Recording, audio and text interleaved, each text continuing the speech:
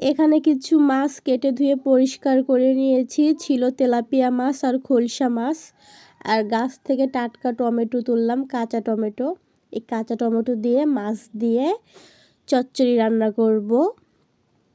কাঁচা টমেটো খেতে অনেক ভালো লাগে পাকা টমেটোর চেয়ে। বিশেষ করে ছোট মাছ দিয়ে চচ্চড়ি খেতে অনেক মজা লাগে।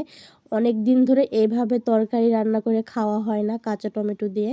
তো ভাবলাম যেহেতু টমেটোর সিজন চলেই যাচ্ছে বা চলে যাবে, তো শেষ হওয়ার আগে একদিন রান্না করে খাই।